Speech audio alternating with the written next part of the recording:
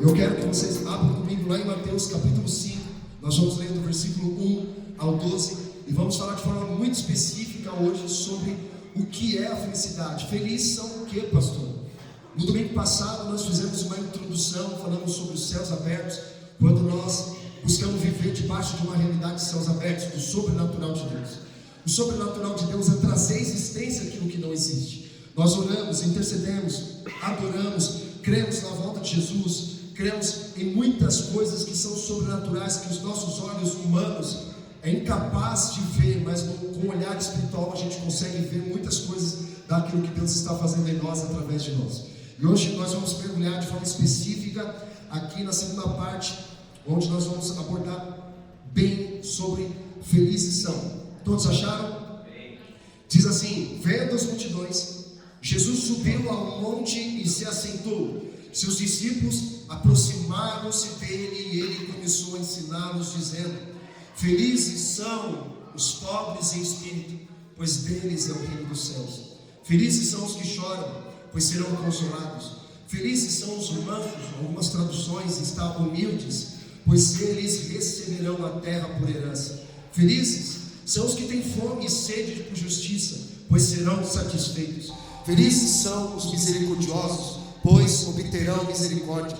Felizes são os puros de coração, pois verão a Deus. Felizes são os pacificadores, pois serão chamados filhos de Deus.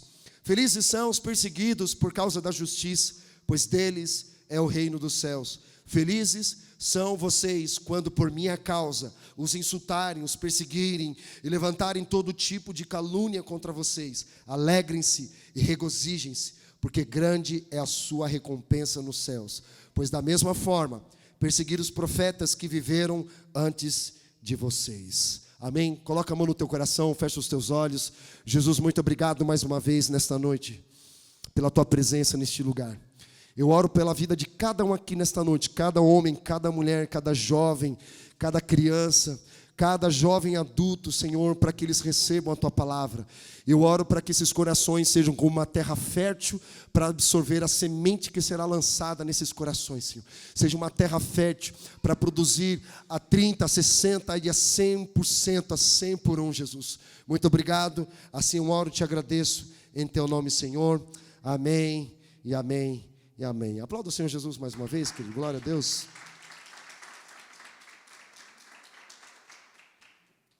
Versículo 1.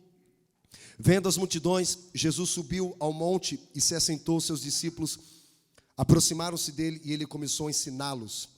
A gente fez uma distinção, uma separação do que é um discípulo, de que é uma multidão. A multidão, Jesus ele viu que a multidão estava perseguindo, olhando e buscando o Senhor por aquilo que ele podia fazer pelas mãos. E o que Jesus estava fazendo? Jesus estava curando, Jesus estava expulsando os demônios, Jesus estava libertando os cativos, Jesus estava fazendo coisas extraordinárias. E a fama de Jesus se espalhou. E Jesus viu que a multidão estava seguindo ele por aquilo que ele podia fazer. E aí, então, versículo 1, vendo as multidões, ele subiu ao monte e se assentou. Seus discípulos se aproximaram dele. Então a multidão, ela não vai se aproximar porque ela sabe que vai exigir uma profundidade, uma busca maior.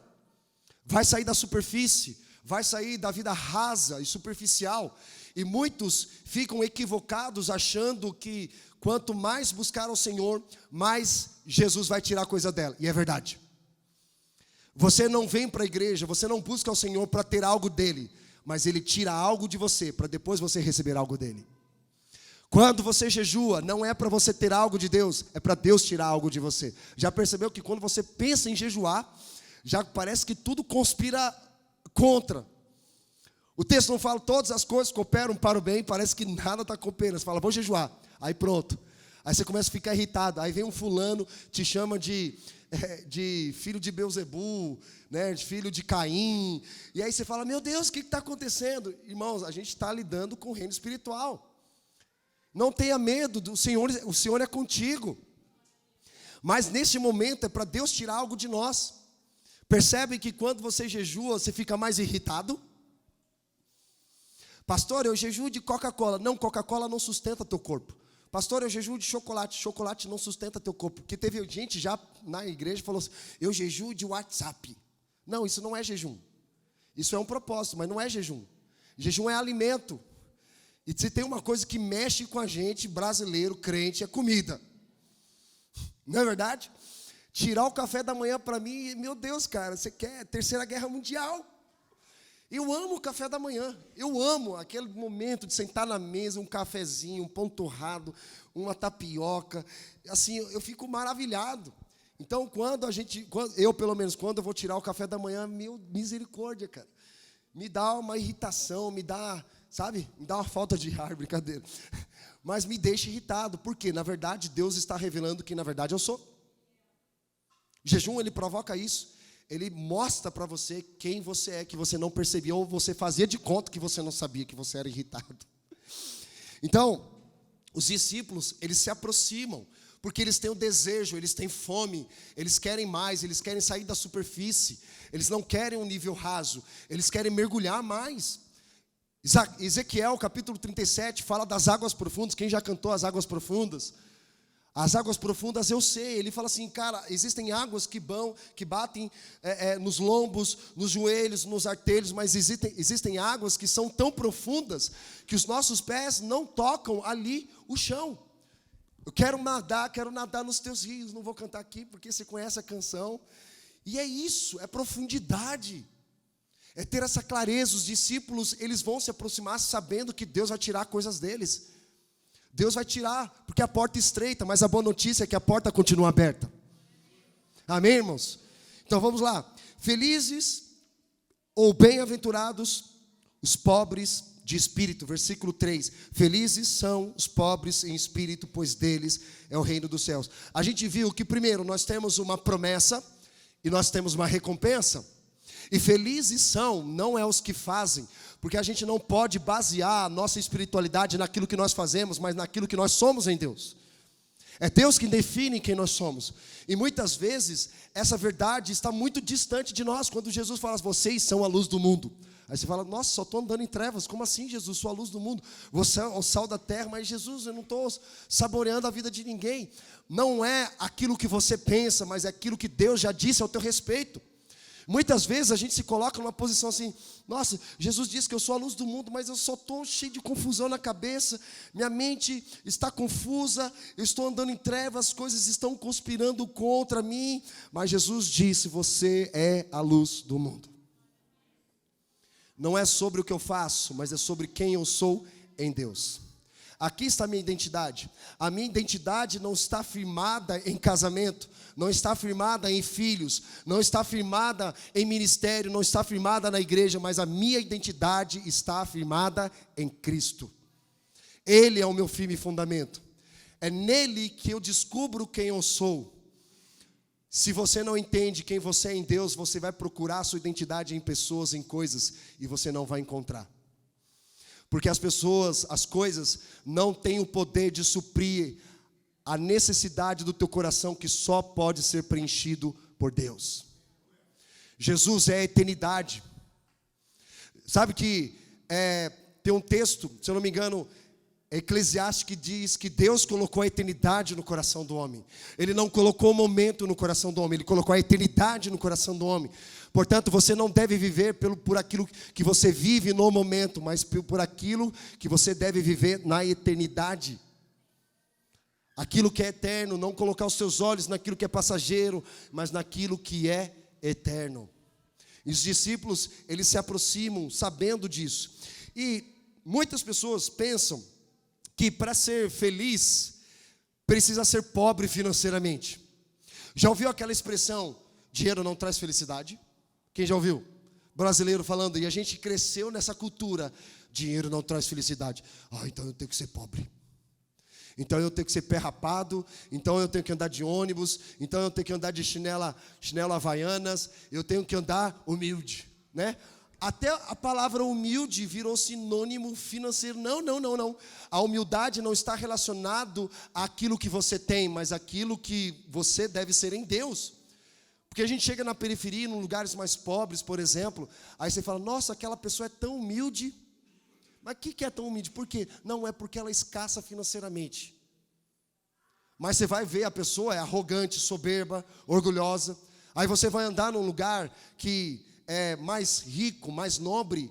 Não estou dizendo todo mundo, mas algumas pessoas você encontra lá, você fala, nossa, que pessoa humilde.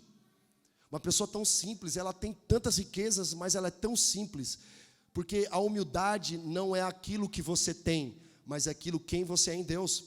Não está relacionada à quantidade de bens que você possui, mas na quantidade de amor, o tesouro eterno que você tem em Deus.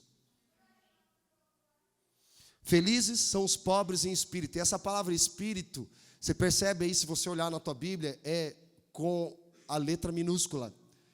Não está dizendo para você ser pobre no Espírito Santo. Pelo contrário, no Espírito você deve ser cheio e rico em Deus. Rico no Espírito Santo, mas pobre do seu espírito aqui é ego. Menos de si. Algumas traduções podem trazer a questão de humildade, porque a humildade não é você pensar menos em si, mas a humildade, ou melhor, não é você pensar menos de si, mas é você pensar menos em si, menos em você, vazio do seu ego. Tem um livro que eu quero indicar para vocês, inclusive você pode adquirir na loja do Reino Oficial com a Raquel ali, chamado Ego Transformado. Alguém já leu esse livro, Ego Transformado, do Timothy Keller? Cara, é um livrinho, mas é uma bomba atômica. Porque ele fala do ego, o ego ferido, o ego dolorido, o ego inflamado e do ego vazio. E ele fala dessa transformação. O problema não é o ego, o problema é do ego ferido, inflamado, dolorido e vazio. É quando a pessoa se acha cheia de si. Ela se acha autoconfiante, que é isso que o mundo vai dizer. Lá em Provérbios 28, 26, diz que para você não confiar em você mesmo. Sabe aquela expressão que a gente ouve agora dos coaches? Seja autoconfiante, confia em você mesmo. Irmão, se você confiar em você mesmo, você está lascado. Se você confiar em... Não tem um texto que fala assim, maldito é o homem que confia no homem. Não é você confiar no outro homem, é você confiar em você mesmo. Porque você sabe a capacidade destruidora que você tem. A capacidade manipuladora, a capacidade destrutiva que você tem. Ainda mais nos dias maus. Você fica cego. Então o texto não tem base bíblica para os coaches dizer confia em você mesmo, seja autoconfiante. Mas é confiar no Senhor.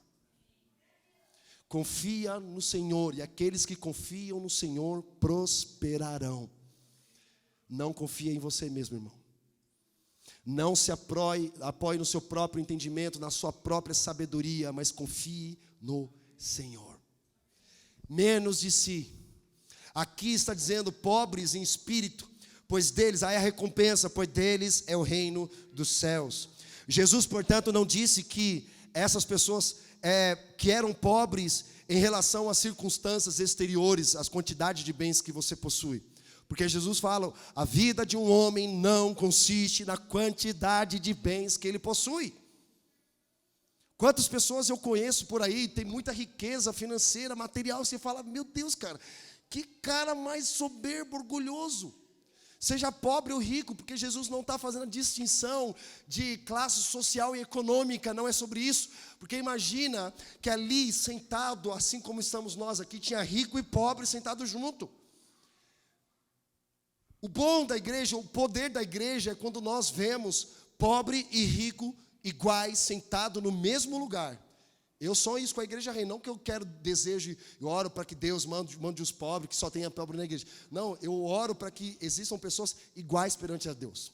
O rico e o pobre, cada um sentando lado a lado, nós somos iguais perante ao Senhor. O rico, financeiramente, ele precisa ajudar o pobre financeiramente a prosperar. Porque o problema dele é a mentalidade, a cultura que ele cresceu, a cultura que ele nasceu. Mas Jesus não está dizendo para você ser pobre financeiramente, pelo contrário, para você ter recursos para poder abençoar a vida de outras pessoas. Voltando aqui que eu abri um entre parênteses, mas não finalizei. A riqueza traz felicidade? Dinheiro traz felicidade? Sim. Imagina se colocar 5 mil reais na tua conta agora, como você ia ficar saindo daqui do culto. Você fala, nossa pastor, que bênção. Você não ia ficar triste? Ou você ia? Você ia ficar feliz. Mas a sua felicidade não pode depender daquilo que você recebeu. Você não pode mudar o estado da sua emoção ou até mesmo do teu coração por aquilo que você recebeu. Sabe que tem um salmo, se não me engano é o Salmo 23, diz: o Senhor é meu pastor e de nada me faltará. Mas a tradução no hebraico diz: o Senhor é meu pastor e de nada tenho falta. Não preciso de nada, eu só preciso do Senhor. Porque quando eu tenho a Jesus, eu tenho tudo. Mas se você quiser depositar um Pix na minha conta, eu posso jogar aqui no telão. Brincadeira, gente. Vamos avançar aqui. Ele está se referindo àqueles que, independentemente das posses materiais, têm a disposição no coração de servir ao Senhor. Alguns acreditavam que Jesus estava falando que eles amavam viver na pobreza. Sabe que isso abriu precedentes para as pessoas pensarem o seguinte: então quer dizer que para eu viver o reino de Deus eu tenho que ser pobre financeiramente. Aí os caras buscam a pobreza. A gente aprendeu isso da cultura católica romana. Fez voto de pobreza. Já viu? Alguém já viu? Eu já andei com os franciscanos, os caras tinham um taus aqui, 3 nó. Um de santidade, o outro fala voto de pobreza. Os caras andavam até descalço. Eu não duvido que, se Deus falou com eles sobre isso, se tem pessoas que tem, mas eu acho muito difícil. Porque tem pessoas que pensam assim: então quer dizer que para eu ser rico nos céus, eu preciso ser pobre aqui na terra. E se eu for rico aqui na terra, eu serei pobre no reino dos céus? Não, de maneira alguma. Mas isso foi um ensino errado que nós herdamos de uma cultura que trabalha com a escassez. Não, você vai se perder. Claro que tem gente que, se colocar o dinheiro na mão dela, se perde. Sabe por quê? O dinheiro, ele só vai potencializar quem você é. Se você for uma pessoa mau caráter, você vai ser um mau caráter com dinheiro. Agora, se você é uma pessoa que cultiva e trabalha o seu caráter, pode ter certeza que Jesus vai colocar recursos nas tuas mãos para que o reino de Deus possa avançar. Não é o teu reino, é o reino de Deus. Quando a gente ora, Deus faz transferência de recursos financeiros, recursos de pessoas, recursos de estrutura. Não é para você simplesmente pegar um recurso, comprar uma Ferrari e sair a 100 por horas, em 10 segundos e viver a sua vida. Não. É para você glorificar o nome do Senhor com aquilo que Ele está confiando nas tuas mãos. Não faz sentido. Não tem problema nenhum você ter dinheiro, trabalhou, comprar uma Ferrari. Mas a pergunta é: faz sentido? Está servindo o propósito do reino de Deus? Não é pecado você ser rico, você ter muitas riquezas, bens materiais, glória a Deus, irmão. Mas isso, de alguma forma, está contribuindo para o avanço do reino de Deus? É uma pergunta que nos leva à reflexão. Jesus não foi contra a riqueza. Tanto é que ele tinha um discípulo chamado José de Arimateia, que por conta da sua influência, ele foi até os romanos e falou: me dá o corpo. E simplesmente eles foram lá, pegaram o corpo, embalsamaram, cuidaram do corpo de Jesus. Eles eram ricos. Eram discípulos de Jesus. Imagina que incoerente Jesus só ter discípulo pobre. Só gente, né, não tem dinheiro para comprar dar um presente para a namorada no dia dos namorados. Eu vou falar uma particularidade minha aqui, entre parênteses. Eu jamais vou liberar a minha menina, Elis, para um pé rapado. Não dá, mano. O cara pelo menos tem que ter condições financeiras para segurar ali o negócio. Tem que trabalhar, não é verdade? Amém? Glória a Deus. O cara precisa ali suprir, né? Quando transferir a minha filha para essa pessoa, ele precisa dar proteção, provisão e presença para ela. Ela não pode ficar desassistida. Pensam que é necessário temer ao invés de buscar as riquezas. Talvez por pensarem que pobreza era sinônimo de pouco dinheiro ou até mesmo passando necessidades físicas. Porque algumas pessoas podem ter sido até motivadas pela fala de Paulo quando diz: o amor ao dinheiro é a raiz de todos os males.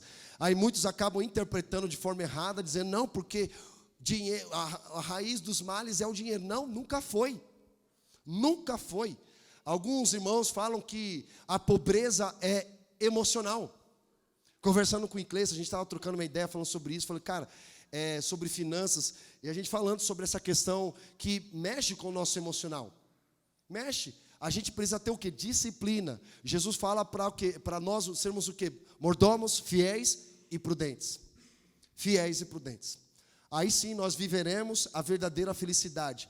Então assim, você não pode depender ter recursos financeiros para começar a fazer algo que Deus já tinha pedido para você fazer. Para você, não, se eu fizer aquilo eu vou ser feliz. Se eu tiver tanto na minha conta bancária, eu vou ser feliz. Se eu tiver uma casa nobre, num lugar nobre, aí sim minha vida terá sentido, as pessoas vão me valorizar. Não, cara, isso é mamão que sopra no teu ouvido falando que você precisa ter algo para ser alguém. Vocês estão aqui comigo? Não, eu não preciso ter algo para ser alguém, eu já sou alguém, eu sou um filho de Deus, e por ser um filho de Deus, Ele me dá capacidade, sabedoria, discernimento, conhecimento para gerar recursos.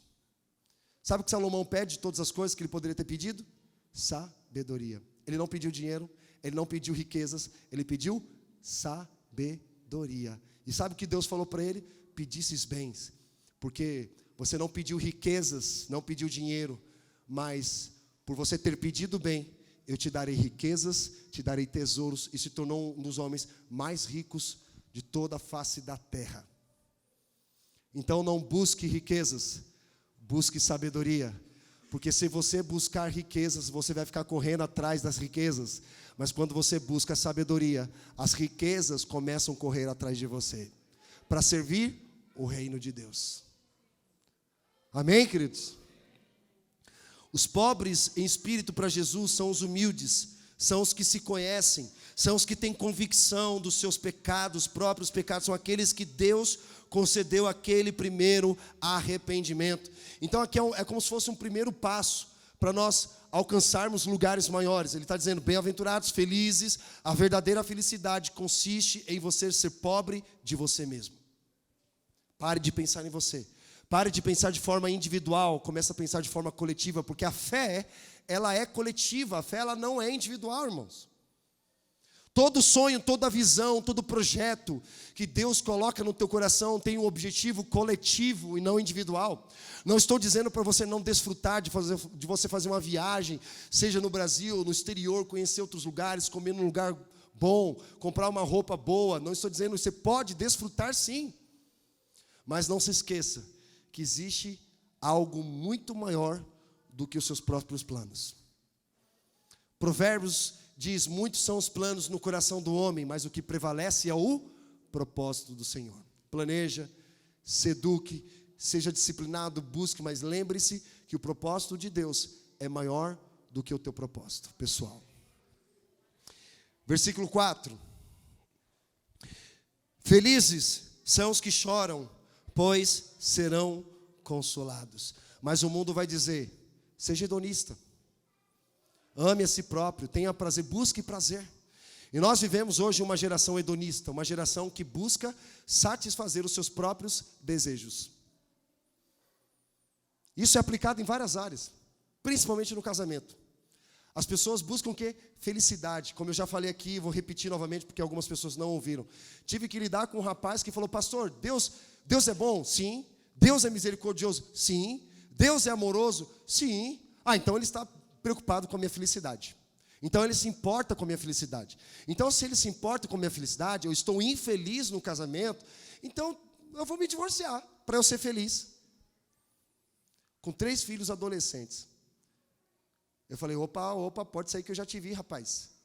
Pode sair que eu já te vi, que eu entendi a intenção maligna do coração dele em querer buscar a sua própria felicidade e não a aliança da família. Ele colocou a sua felicidade, o seu prazer acima do compromisso, acima da responsabilidade. O que aconteceu? Logo em seguida eu falei, cara, não faça isso. Você vai destruir uma família por conta de uma aventura, de um prazer seu. O que ele fez? Ele simplesmente destruiu a família. Casou com uma novinha. Sabe? Então assim, a gente tem buscado, irmão, é tão sério isso. Por isso que a gente tem trabalhado essa questão do discipulado de homens, para a gente resgatar a masculinidade do homem. Assim como fizeram comigo, resgataram a minha masculinidade, entendendo que eu não casei com a minha mãe, eu preciso ter responsabilidade com uma pessoa. Porque tem gente que fala assim, você vai na cadeia, o que os presos colocam aqui tatuado? Amor só de mãe. Cadê a figura paterna, a figura do homem? Vai lá na cadeia para você, se você vê algum homem visitando um filho. Não vê. A maioria sem pai. Se o pai está vivo, pode ter certeza que não está dando a mínima para aquela pessoa. E aí esses homens, eles começam a ter um relacionamento com a sua própria mãe. A figura da mãe é a figura principal. Aí eles tatuam, amor só de mãe. E aí muitos homens casam com mulheres como se estivesse casando com a sua própria mãe. Dependência emocional, dependência efetiva, sabe, para tudo. Conheço um marmanjo que com 30 anos de idade, casado, vai pedir para a mãe pagar a conta dele de casa. Não, cara, pelo amor de Deus, não faça isso. Sabe? Então, Jesus nos leva a nós confrontarmos esse espírito hedonista que busca satisfazer os seus próprios prazeres. A sociedade vai dizer o seguinte: o homem não chora. Engole o choro, não é isso? Que a gente ouve. Engole o choro, para de chorar. Homem não chora. E aqui ele está dizendo: felizes são os que choram, os que lamentam. Não estou dizendo para você ser manso, ficar chorando por qualquer coisa, mas precisa haver lágrimas em nossos olhos e alegria no nosso coração. Há quanto tempo você não chora diante da presença do Senhor por conta dos teus pecados? Isso é muito sério, irmãos. A gente precisa estar desarmado diante do Senhor, porque diante de Deus não há máscara, não há como enganar pessoas. Não tem como. Mas diante de Deus a gente precisa chegar com o coração vulnerável. Deus, eu fiz isso, eu fiz aquilo outro, meu coração está assim, mas eu peço que o Senhor quebrante o meu coração. Todo avivamento veio de corações quebrantados e contritos. Pessoas que buscaram ao Senhor. Olha que diz Salmo 126, 5, 6. Só anota aí, Salmos 126, 5, 6. Aqueles que semeiam com lágrimas, com cantos de alegria, colherão. Aquele que sai chorando enquanto lança semente, voltará com cantos de alegria, trazendo os seus feixes. Olha que poderoso isso. As lágrimas são sementes. São sementes, ele voltará colhendo com alegria. É por isso que no reino de Deus, aquele que quer ser o primeiro, seja o último e servo de todos. E aquele que quer se alegrar, precisa aprender a chorar. Homem chora. Jesus chorou? Sabe por que Jesus chorou? A Bíblia fala que Jesus chorou não porque ele amava Lázaro, Marta e Maria, mas é porque ele chorou por conta da incredulidade. Você já chorou por conta da sua incredulidade? Você fala: Jesus, como eu fui incrédulo. Como permitir com que o meu coração fosse movido a uma incredulidade? Como permitir com que a dúvida entrasse no meu coração e me impedisse de viver? Gente, o maior inimigo de você mesmo não é o diabo, não é o mundo, nem o pecado, é você mesmo. Você é o maior impedidor das bênçãos de Deus se multiplicarem na tua vida.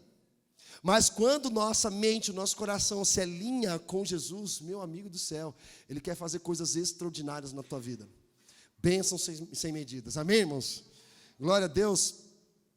Felizes, versículo 5, felizes são, algumas traduções está humildes, mas na minha está, felizes são os mansos, porque herdarão a terra. Então nós vemos uma promessa e uma recompensa. A promessa são os mansos, felizes são os mansos. A recompensa, porque herdarão a terra. Sabe o que o mundo vai dizer? Seja orgulhoso, seja soberbo, busca satisfação pessoal, tenha um sentimento egoísta e admira a si próprio. Narcisista, uma pessoa que busca satisfazer o seu próprio ego. Tenha sempre pessoas para satisfazer aquilo que ela tem uma grande necessidade de ser suprida. Uma pessoa que se move por carência de atenção e necessidade de amor. E ela pensa que ser feliz é ser orgulhoso. Ser feliz é ter uma satisfação pessoal, é ter um sentimento egoísta, é admirar a si próprio, olhar para o espelho e falar assim: você merece. No reino de Deus, você não merece nada. Sabe o que você merece? A cruz. Sabe o que você merece? A morte. É isso que você merece. Eu e você merecemos. Mas Jesus morreu a nossa morte para que eu e você tenhamos vida.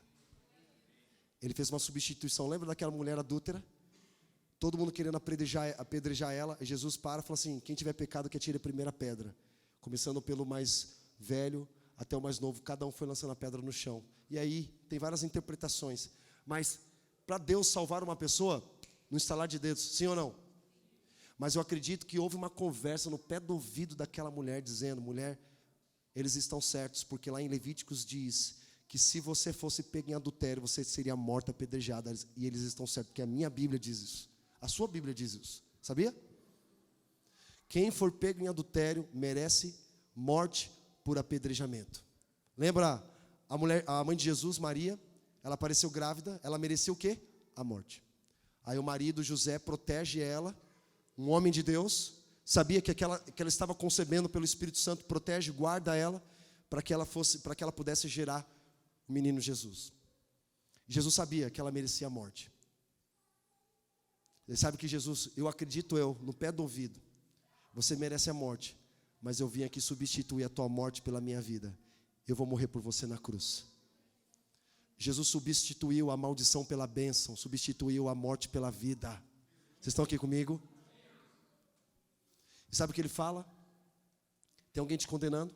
Tem alguém te julgando? Não, meu Senhor, vá e não peques mais. Ali a graça perdoadora, Jesus perdoou ela, mas Jesus também deseja transformar ela. Tem muita gente que se sente perdoada, mas poucas pessoas estão transformadas. Vocês estão aqui comigo? Isso é uma diferença muito grande. Irmão, o exemplo daquela mulher adúltera mostra para nós que pessoas foram perdoadas, mas não foram transformadas. Porque Jesus, ele fala: tem alguém te condenando? Não, meu Senhor, também não vou te condenar. Perdão, vai, não peques mais. Transformação. Aí a caminhada não é só o ponto de partida, mas é a caminhada, é contínua, é a perseverança dos santos. É aqui que veio a transformação da nossa jornada. Jesus não é apenas nosso Salvador, mas Jesus também é o nosso Senhor. Tem muita gente que fala: Jesus é meu Salvador. Sim, Ele é, mas Ele é Senhor também. A Bíblia chama Deus de mais de Senhor do que de Pai. Exige o quê? Obediência. Você não tem que obedecer a Deus, principalmente nos momentos bons, mas também nos momentos difíceis. Amém, irmãos? E não ser orgulhoso, andar em mansidão não é o mesmo que ser tímido, que está enraizado no temor dos homens. A baixa autoestima, a timidez está relacionado à baixa autoestima. Toda pessoa que é tímida, não somente a Bíblia fala sobre isso, mas os psicólogos, depois de muitos anos, descobriram que a timidez está relacionado à baixa autoestima. É quando a pessoa se considera: ah, não, eu sou tão feio. Ah, aquela pessoa, olha o dinheiro que ela tem. Olha só, aí ele vai se diminuindo.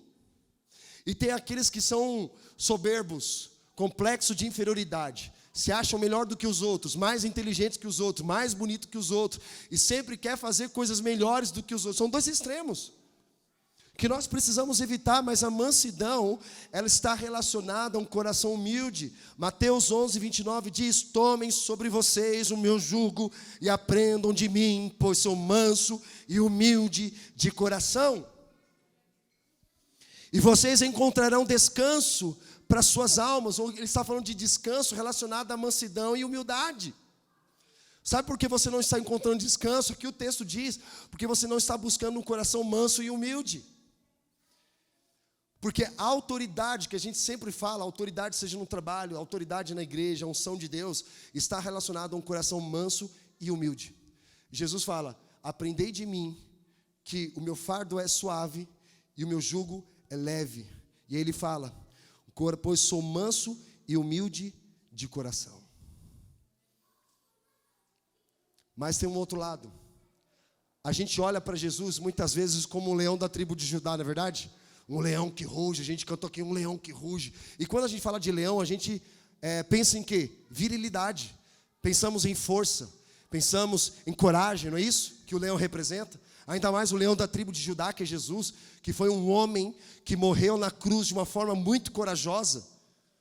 Mas também Jesus, ele é um cordeiro. Então o cordeiro, ele é manso, mas o leão, ele é viril. E aí nós homens, principalmente, precisamos aprender a ter esse equilíbrio, ser manso, mas também ser viril. Ser um cordeiro, coração ensinável, mas também precisamos ser um leão que ruge.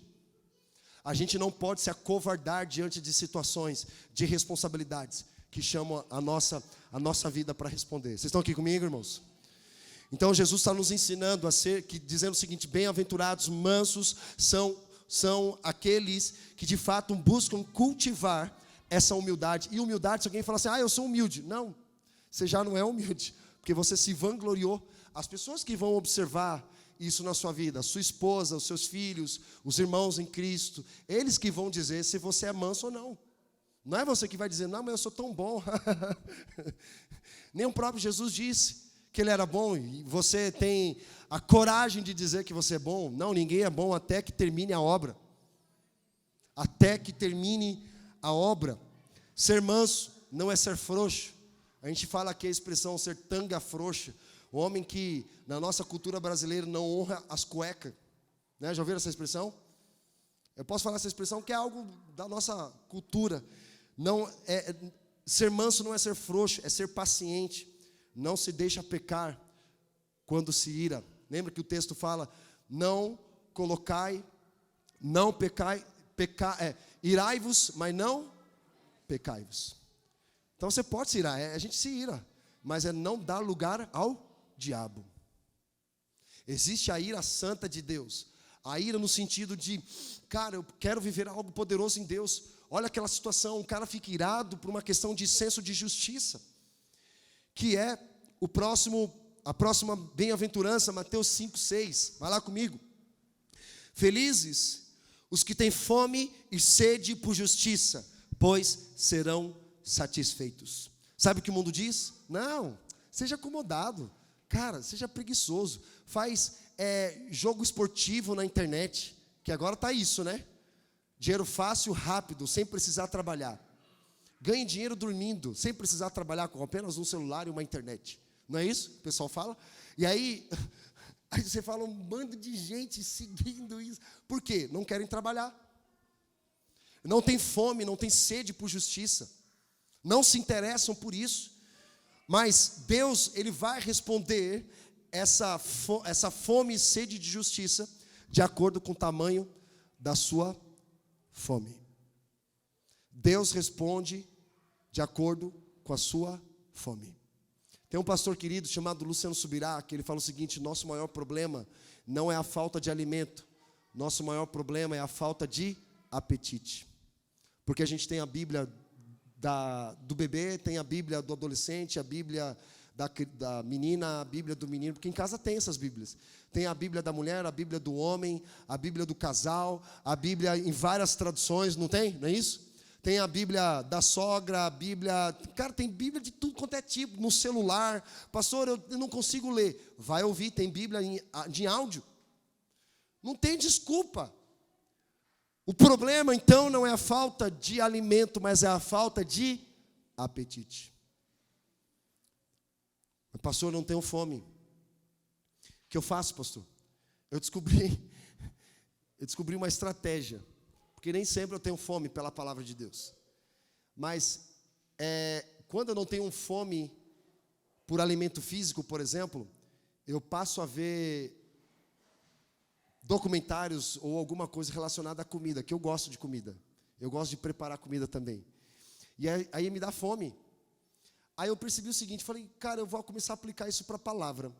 Quando eu não tiver fome, eu vou começar a ler sobre Bíblia, sobre livros, vou ouvir uma pregação, vou ouvir um louvor, e aquilo vai me instigar a fome de tal maneira que eu vou falar assim, cara, eu quero ser saciado pela palavra de Deus.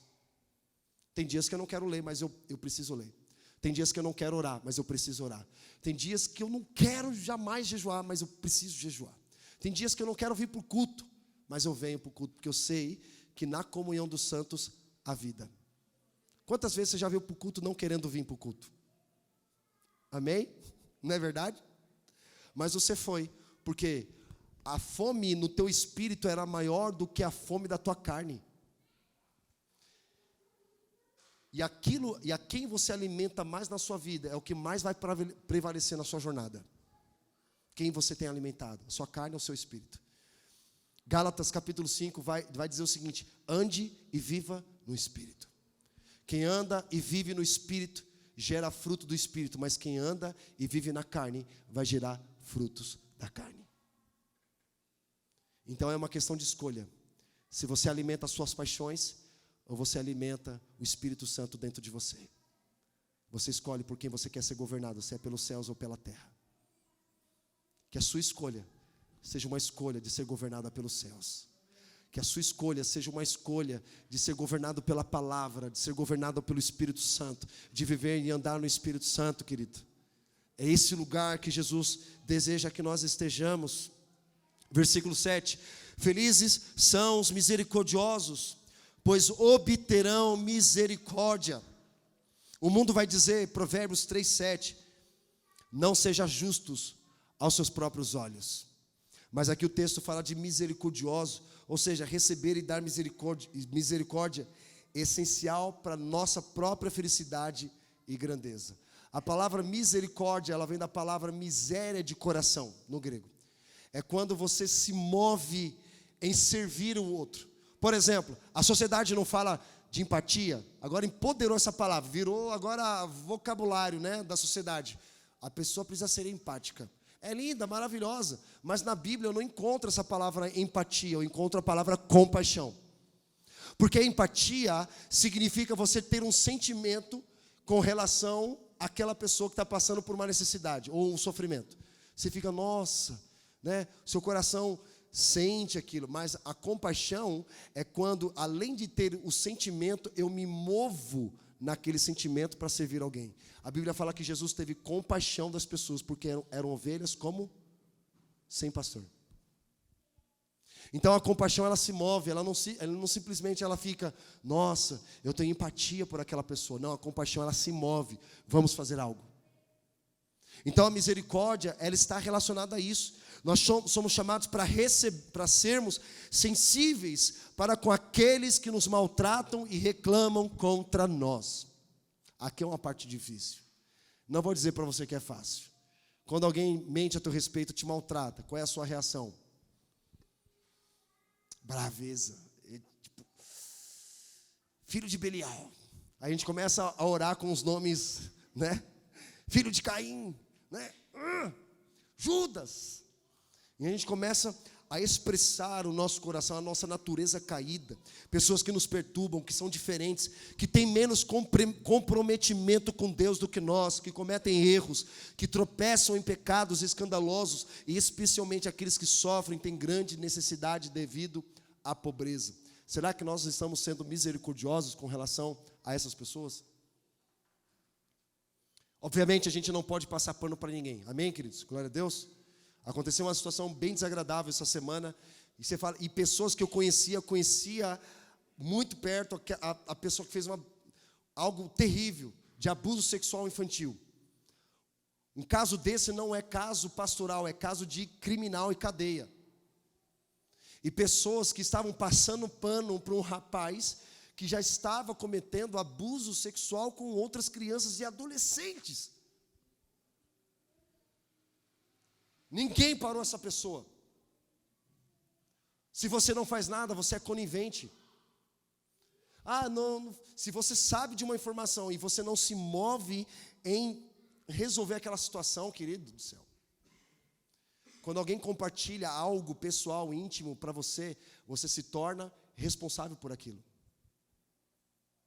Você se torna responsável. Então, assim, a gente não pode brincar de ser cristão, querido. Temos que levar a espiritualidade muito a sério na nossa jornada. Vocês estão aqui comigo? Tem um pouco de repreensão para você e para mim com relação a isso. A gente precisa buscar a santidade do Senhor, que é um assunto que está muito pouco falado nos nossos dias. Por isso que essas coisas estão acontecendo. Sabe por quê? São pessoas muito habilidosas, mas que não têm caráter. Só que habilidade não sustenta caráter. De todas as características que Paulo dá para Timóteo, apenas uma está relacionada à habilidade, que é ser apto para ensinar, mas todas as outras características estão relacionadas ao caráter.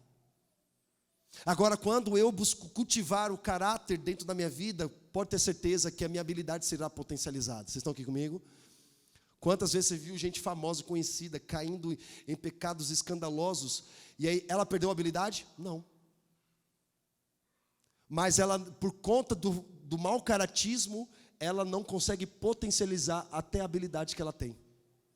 E quando nós buscamos desenvolver o caráter de Cristo dentro do nosso coração, querido do céu, Deus vai te usar de uma forma muito poderosa. Então por isso que a gente precisa guardar de todas as coisas do nosso coração, porque dele provém as fontes da vida. A nossa boca fala do que o nosso coração está cheio. Então, se a nossa boca fala do que o coração está cheio, a gente precisa encher o nosso coração do quê? Com a palavra de Deus. Para que a gente possa verbalizar e fazer, nós precisamos encher o nosso coração. Nosso coração. Jesus nos chama a dar misericórdia àqueles que nos maltratam através de mentiras sobre nós. Quantas vezes você já mentiu com relação a pessoas? É doloroso. E quando alguém mente ao teu respeito, não é doloroso isso? É muito doloroso, irmão.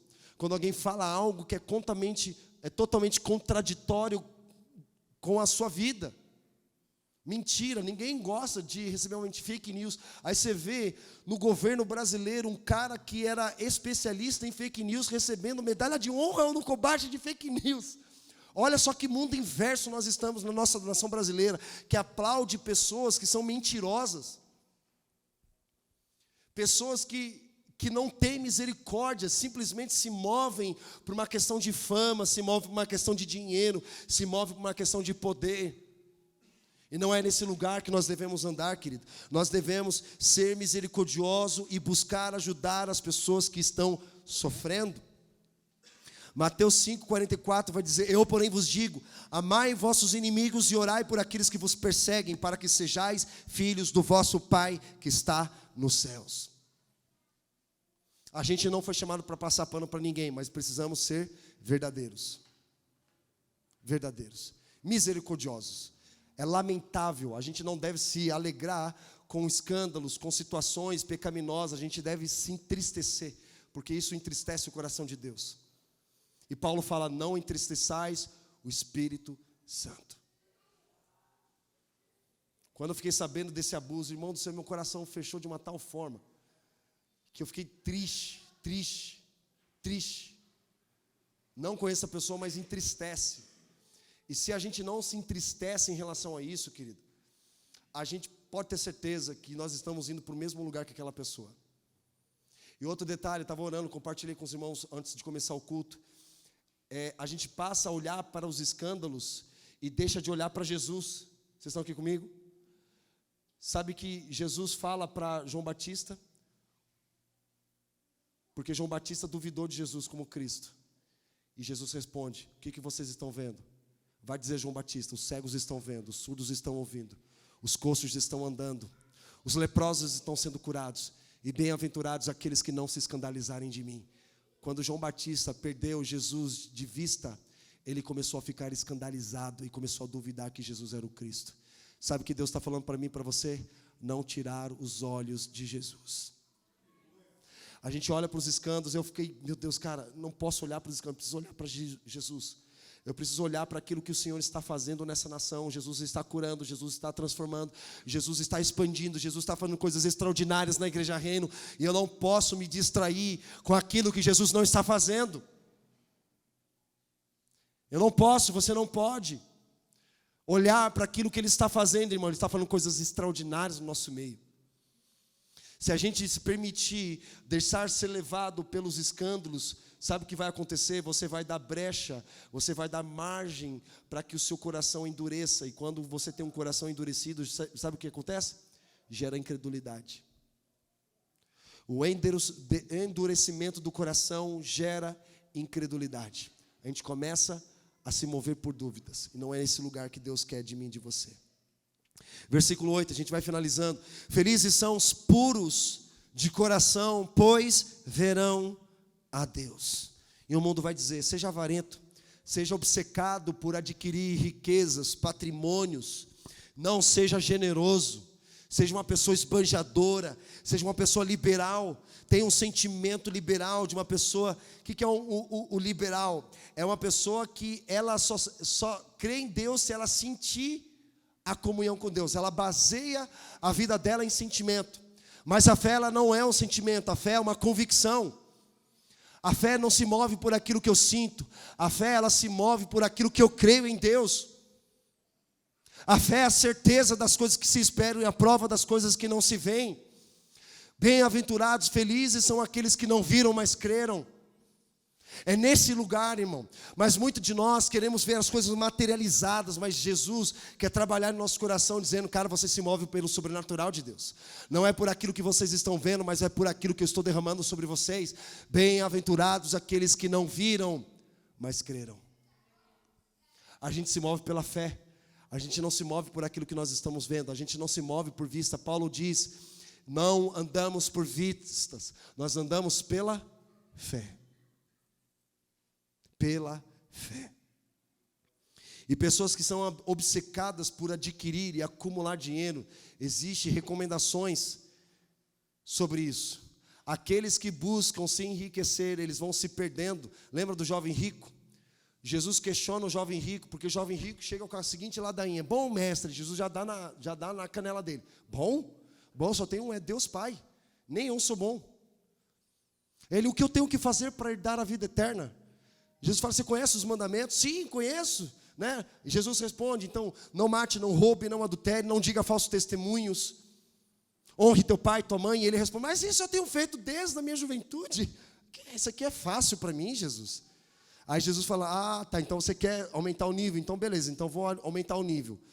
Vai, pegue todas as riquezas que você tem, venda, dê aos pobres e depois me siga. Aí o jovem rico viu que ele tinha muitas riquezas acumuladas, e a Bíblia fala que ele se entristeceu com tanta riqueza que ele tinha. Mas ele tinha tanta oportunidade de seguir a Jesus. Ele simplesmente não seguiu a Jesus, porque o seu coração estava apegado às riquezas terrenas. Sabe de uma coisa? Eu acredito que Jesus estava provando o coração dele. E ali mostrou claramente que o coração dele estava nas riquezas. Eu tenho certeza que se ele falasse assim, Jesus, vou fazer isso. Se for para te seguir, se for para abrir mão das riquezas, é isso que eu vou fazer. Jesus ia falar, para. Lembra quando Deus fala para o anjo com relação a Abraão, para, seu coração foi provado diante de Deus, porque você não negou aquilo que Deus havia pedido para você. Então para, seu filho vai viver. Sabe o que Deus estava fazendo com Abraão? Mostrando para Abraão tirar tudo aquilo que estava impedindo ele de adorar o Senhor. Então Deus vai remover da nossa vida tudo aquilo que nos impede de adorarmos ao Senhor. Se é o dinheiro que está te impedindo de adorar ao Senhor, pode ter certeza que Deus vai tirar de você. É muito sério isso. Você quer realmente viver algo no Senhor de uma forma muito profunda. Se o dinheiro tem sido um Deus na sua vida, e se você deseja viver algo poderoso em Deus, Deus vai tirar todas as riquezas de você. É muito sério isso. É relacionamento, Deus vai tirar. Se é para você ter uma vida com o Senhor, Deus vai tirar. Se há algo na minha e na sua vida que esteja impedindo de nós termos uma vida de adoração a Deus, pode ter certeza que Ele vai tirar de mim e de você. Mas se o nosso coração está no lugar certo, pode ter certeza que Deus vai multiplicar ainda mais as bênçãos na tua vida. Se você ama o Senhor. E aqui a pureza de coração, contrário aos avarentos, inclui a nossa moral, as nossas motivações. Ser puro significa viver com o objetivo de ser sinceramente obediente a Jesus e resistir à profanação da luxúria em nossa vida. Sabe, a terceira maior indústria que fatura no mundo é a indústria pornográfica, só perde para a indústria de tráfico de drogas e de armas no mundo. O site mais acessado do mundo é um site de pornografia. E se nós desejamos ter um coração puro, irmãos, um coração puro, bem-aventurados os puros de coração, a promessa é, pois verão a Deus. Mas pastor, a Bíblia também fala que aqueles que vêm a Deus, eles não conseguem viver. Mas olha o que o texto diz em Salmos 24. Quem subirá ao monte santo do Senhor, como nós falamos no começo? Quem há de permanecer no seu santo lugar? O que é limpo de mãos e puro de coração, que não entrega a sua alma à vaidade, nem jura dolosamente. Esses verão o Senhor, verão a bondade do Senhor. Provai e vede que o Senhor é bom.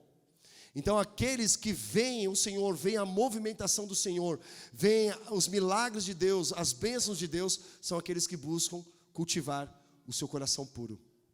Lembra que Davi pede, quando ele peca em adultério, ele fala, Senhor, me dá um coração puro, renova em mim um espírito reto e não tires de mim a tua presença. É um homem que tinha uma convicção do pecado, irmão. Que ele falou, tira tudo de mim, mas não tira a tua presença. E nós precisamos buscar a cultivar um coração puro. Coração puro fala de pureza, irmão. Fala de algo que não está contaminado, sabe? Não está corrompido. Por exemplo, para te provocar também, se alguém fala assim, mas pastor, eu faço TV a gato na minha casa. Ah, mas você vive postando, falando sobre política, contra os corruptos. Que moral eu e você teremos para falar contra um corrupto na política, sendo que nós estamos fazendo TV a gato em casa? Fala para mim. Qual autoridade nós teremos para combater um pecado na nossa vida, sendo que nós mesmos estamos combatendo um pecado? Qual área na sua vida você precisa vencer, irmão, sendo que na verdade, por outro lado, você está fazendo algo que desagrada a Deus? Não faz sentido. É por isso que as coisas não prosperam em nossa jornada, porque nós queremos as bênçãos de Deus, mas nós não queremos confessar os nossos pecados e abandonar os pecados. Quando fala de puro de coração, é por inteiro, irmão. É por inteiro, não dá brecha. É não corromper o nosso coração. Não permitir, quando Paulo termina dando as bênçãos apostólicas, né, que ele fala o seguinte, que a graça do Senhor Jesus, que a consolação do Espírito Santo, que o amor do Pai esteja com todos vocês, ele fala, e amem uns aos outros com um amor incorruptível. Um amor que não permite ser corruptível com os prazeres e manjares dessa vida. É nesse lugar que Deus deseja. E santidade não é baboseira, santidade não é breguice, pelo contrário, santidade é autoridade. Jesus era santo. Sejam santos como eu sou santo, a Bíblia fala. Buscar a santidade, santidade ao Senhor. É um dos temas poucos falado nos nossos dias. Morais, resistir à concupiscência da carne que luta com o nosso coração. E as motivações, buscar dar mais às pessoas do que na verdade receber delas. Isso é uma forma de cultivar pureza no nosso coração, sem manipulação, sem distorção em qualquer dos processos, para a gente ser beneficiado por algo. Gente, você não deve se mover por meritocracia. O que é meritocracia? Ah, eu fiz, então eu mereço. Como eu falei aqui um pouco antes, a gente não merece nada. A gente recebeu uma graça que é um favor imerecido.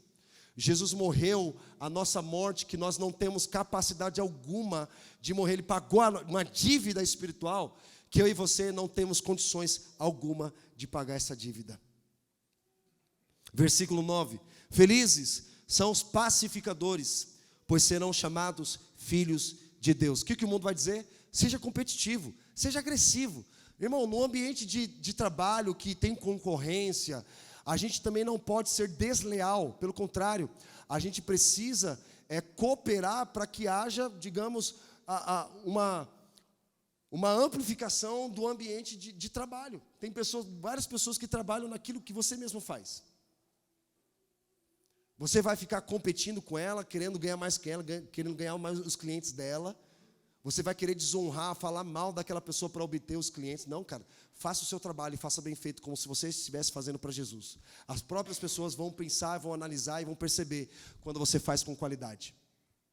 Um bom preço, um bom atendimento, um bom serviço, uma boa entrega, e as pessoas vão avaliar o seu trabalho. E aí sim, elas podem trocar de fornecedor e por aí vai. Mas a gente não pode ser competitivo entre nós, muito menos agressivos.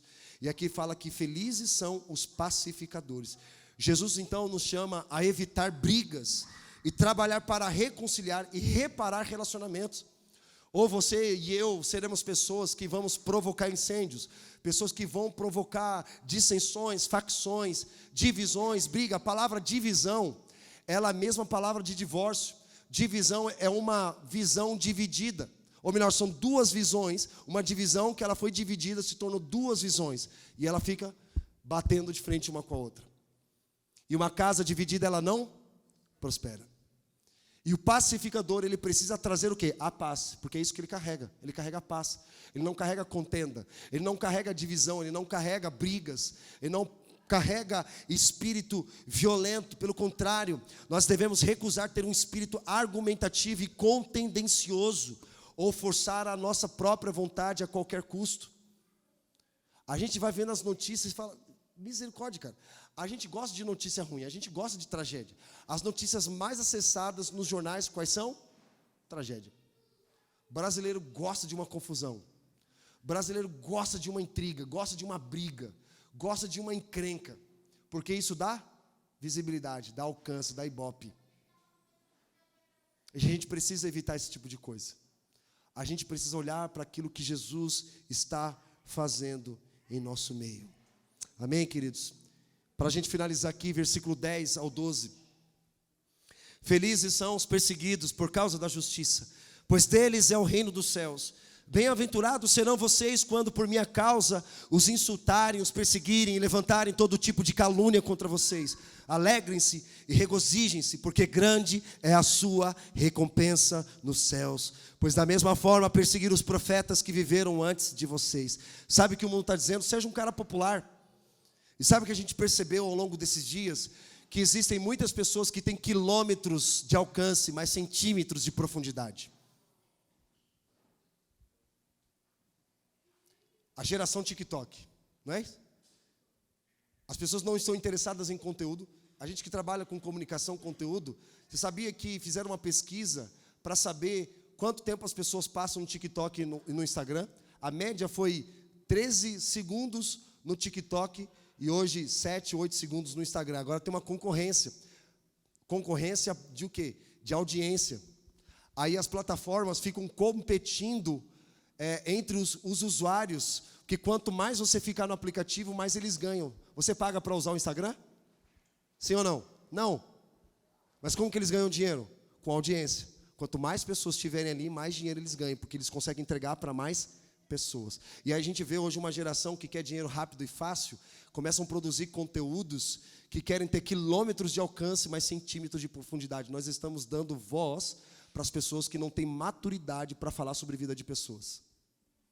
Qualquer pessoa hoje pode abrir um canal no YouTube, ter uma conta no Instagram, no TikTok, falar um monte de besteira, e as pessoas aplaudindo, achando lindo, maravilhoso, mas é tudo...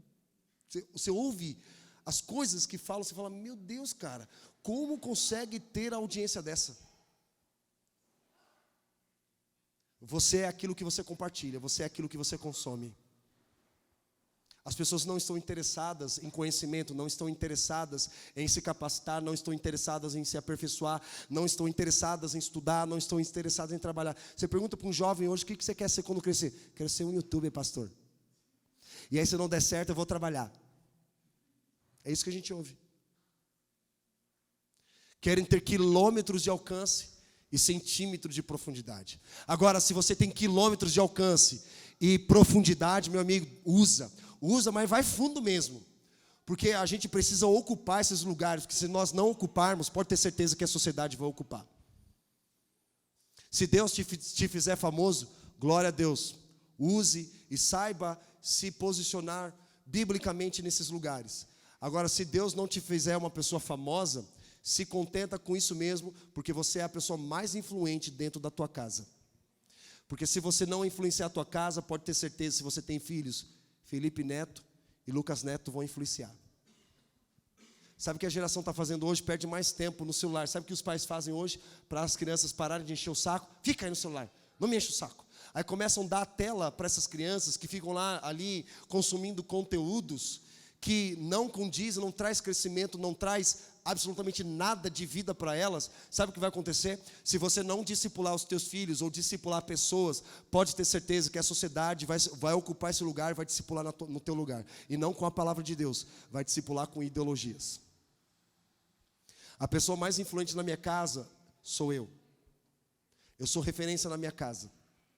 Eu sou o pastor na minha casa, eu sou o pai na minha casa. Quem discipula os meus filhos sou eu mesmo, não terceirizo nem para o ministério infantil.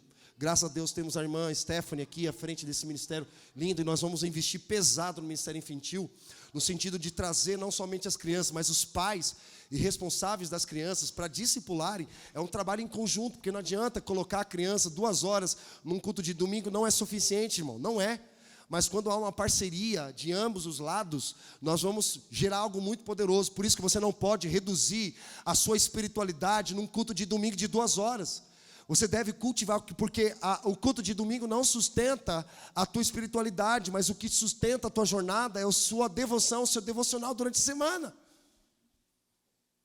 E ninguém aqui quer ser popular, muito menos Jesus procurou fama. A fama dele se espalhava, a Bíblia disse. Mas ele aproveitou, ele não queria ser conhecido, ele não queria que as pessoas dessem um microfone, um pedestal para ele. Porque sabiam que colocariam ele fora do tempo completamente. Então tem muita gente sendo colocada fora do tempo, falando coisas que não deveria falar. E quem está dando voz para essas pessoas? A própria igreja. Você vê gente famosa, adolescente falando do iPhone X, aí vai para o iPhone 12. Aí você fala, meu Deus, cara, vai destruir a vida dessa pessoa. Pregadores mirim, quem já ouviu falar pregadores mirins? São pedras de tropeço. Não tem estrutura, não tem experiência, não tem vida para falar na vida de outras pessoas. Ah, mas pastor, e Jesus que foi usado aos 12 anos de idade? Ok, ele ensinou ali os doutores da lei, mas ele não começou o ministério aos 12 anos. Ele começou o ministério aos 30 anos. Então a gente precisa ter essa maturidade para não colocar pessoas simplesmente pela visibilidade, pela popularidade, pelo alcance, mas precisamos ter pessoas profundas e fervorosas. É esse lugar. E quando você não almeja a fama, Deus pode te tornar você famoso, porque a fama não é a sua ambição, mas a sua ambição é a presença de Deus, o lugar secreto. E quando você busca ter um lugar secreto, Deus pode te expor no público. É esse lugar, irmão. Eu desejo de que outras pessoas na comunidade se tenham visibilidade, tenham exposição, para não falar besteira. E tenham profundidade, tenham fervor para tocar pessoas. E a gente acredita muito na internet, a gente acredita muito na comunicação. E vamos usar a comunicação para expandir o reino de Deus. Amém, irmãos? Glória a Deus. Não busque a popularidade, busque a presença de Deus na sua vida. Aleluia. Vocês estão aqui comigo? Jesus abençoa qualquer um que venha suportar a perseguição, porque aqui que ele fala, felizes são os perseguidos por causa da justiça. Você está pregando a justiça, você está falando de justiça. Não adianta a gente falar assim, pastor, eu estou sendo perseguido, mas pelo quê? Por causa da justiça, ou porque você falou mentira, ou porque você roubou? Tem pessoas que falam, né, pastor, eu estou sendo perseguido lá no meu trabalho, mas por quê? Você está pregando o evangelho por causa da justiça? Glória a Deus, continua firme. Mas se não for, não tem nada a ver com o evangelho, a sua perseguição.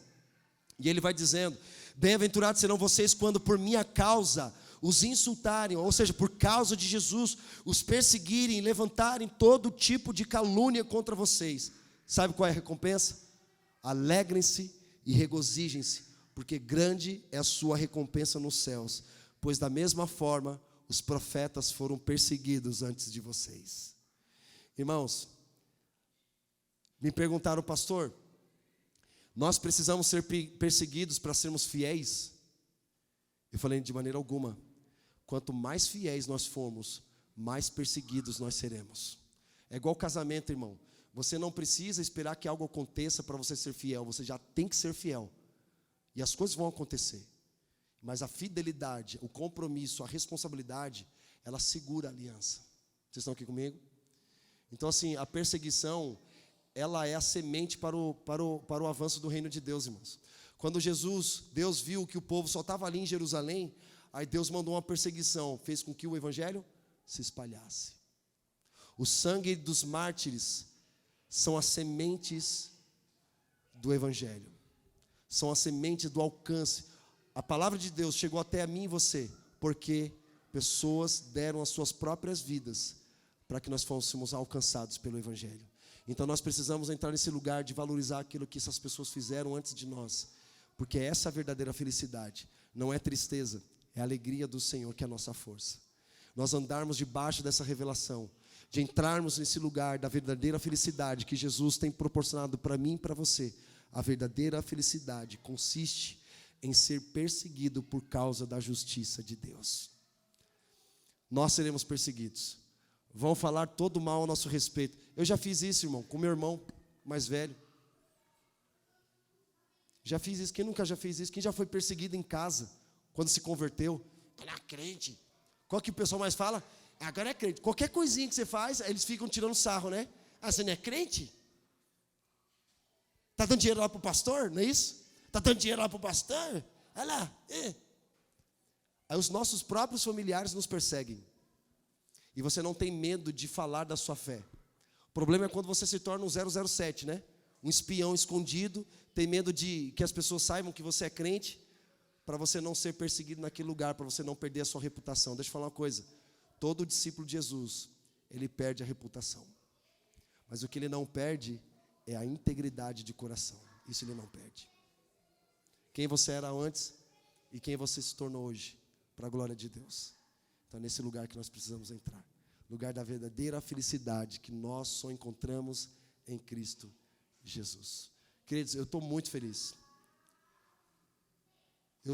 Sou muito alegre por aquilo que Deus está fazendo, sabe, na nossa geração. Então não tenha medo daquilo que Deus está fazendo na sua vida. Simplesmente responda ao Evangelho de Deus e mergulhe o mais profundo que você puder, dizendo: Senhor, eis-me aqui, usa a minha vida. Deus não vai usar as pessoas capacitadas. Deus está à procura de pessoas disponíveis e dispostas para Ele fazer o que Ele quer fazer na sua vida. Coisas extraordinárias. Tudo posso naquele que me fortalece. Naquele que me fortalece. E tudo você pode no Senhor que te fortalece na tua jornada. Então vamos entrar nesse lugar da verdadeira felicidade que somente nós encontramos em Cristo. Amém, queridos? Quantos aqui querem entrar nesse lugar dessa verdadeira felicidade no Senhor? Vamos entrar nesse lugar em nome de Jesus. Fica de pé. Jesus, nós te agradecemos, porque o teu amor é bom, Senhor. As tuas sementes estão sendo semeadas sobre os nossos corações. A tua alegria tem sido depositada sobre cada um de nós. Jesus, nós oramos para que o teu Espírito Santo, ao longo dessa ministração, ao longo daquilo que nós temos falado, seja liberado sobre cada um aqui neste lugar, Jesus. Coloque lágrimas nos olhos, mas também coloque alegria no coração, Senhor. A verdadeira alegria que nós só encontramos em Jesus. Em Jesus, mais, Senhor, mais Jesus, mais Jesus. Nós cremos na verdadeira felicidade que nós encontramos em Cristo. Não é em pessoas, não é em coisas, não é nas riquezas dessa terra, não é na avareza, não é no orgulho, não é na soberba, não é na altivez, não é no hedonismo, não é na popularidade. Nós encontramos a verdadeira felicidade em Cristo Jesus, aquele que morreu a nossa morte para nós vivermos a verdadeira vida no Senhor. Então alegre, Jesus, derrame alegria sobre esses corações. A tua palavra diz que o Espírito do Senhor Deus nos ungiu para restaurar o coração daqueles que estão tristes e trazer a verdadeira alegria que nós só encontramos em Cristo Jesus. Coloque lágrimas. Jesus, eu quero orar por ânimo. Ânimo, pessoas que estão desanimadas aqui nesta noite. Nós declaramos ânimo, espírito de ânimo, venha sobre elas. Enche os corações delas nessa noite. Multiplique o vigor, derrame ânimo. Senhor Deus, derrame uma esperança. A tua palavra diz que o Senhor nos deu pensamentos de paz, uma esperança e um futuro para sermos prósperos em tudo, em todos os lugares por onde nós formos. Nós derramamos a tua alegria, liberamos a alegria do Senhor neste lugar. Enche esses corações com a alegria do Senhor, que é a força. Traga força, traga ânimo, traga alegria, Jesus. Alegria sobre esses corações. Que haja um quebrantamento de corações, Jesus. Que não haja espaço para dúvida, corações endurecidos. Mas a alegria do Senhor, que é a nossa força. Mais, Jesus, derrame mais, Deus, da tua unção, mais da tua alegria, mais da tua paz. Mais do teu amor, Jesus. Sobre cada pessoa aqui. Responde conforme o tamanho da fome delas. Responda conforme o tamanho da fome delas, Senhor. Responda conforme o tamanho da fome delas. Traga um consolo.